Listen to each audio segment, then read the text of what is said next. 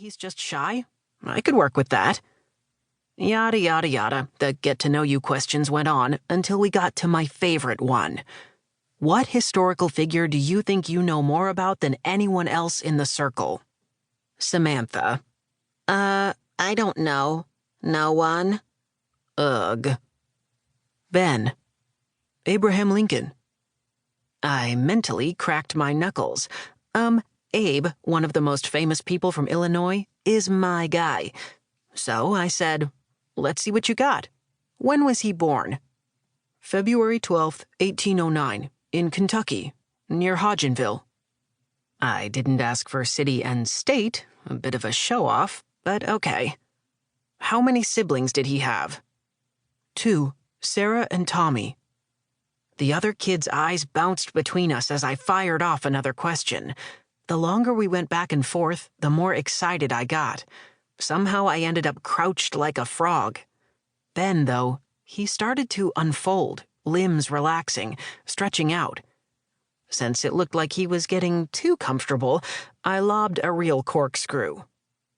Abe's in the Hall of Fame for what athletic event?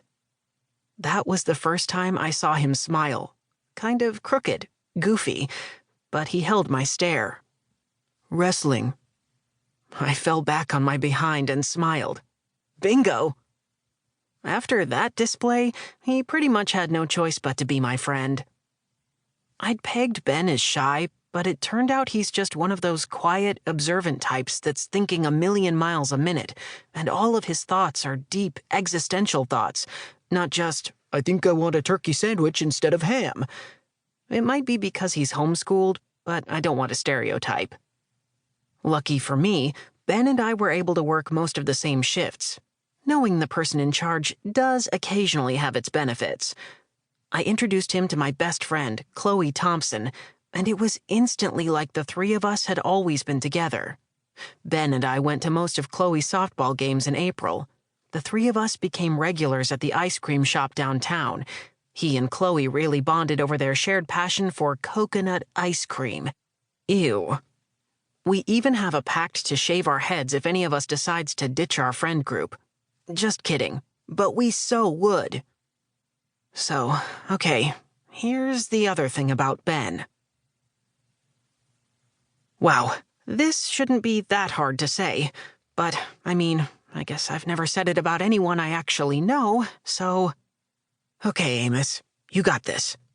Here it is. Ben's cute. Like, really cute. He's a little taller than me and white with blonde hair. He has eyes like old pennies, and I mean that in a good way. They're a million shades of brown, copper and chocolate and mud, and they're always watching. Sometimes when he's working on something, I just like to watch him paying attention to whatever he's doing. He's got a dimple on his right cheek, a square chin, and there's something about the way his neck meets his body, like he just comes together in this seamless way that's smooth and sharp all at the same time.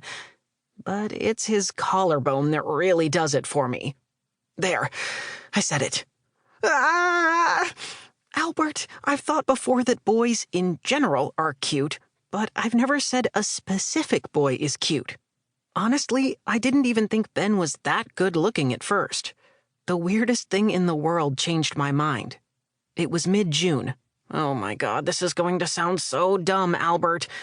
And Chloe, Ben, and I were at the LHP walking from the Wakefield house, this grayish building that used to be a doctor's office, to the homestead. Ben had a stick, and he was dragging it along the wrought iron fence, which Chloe legit thinks is beautiful. She's obsessed with anything that comes out of a blacksmith shop. And then suddenly, he had 2 sticks, and the tick-tick-tick turned into tick-tick-a-tock, tick-a-tock, as he drummed along the posts. I laughed. What are you doing? What's it look like? The sticks jumped from the fence to my shoulders. He grinned and said, making music. I shook him off and called him weird, still laughing. But that was the moment. It was like waking up.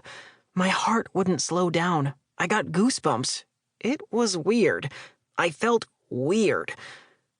So now it's been months of this me watching him watch things thing.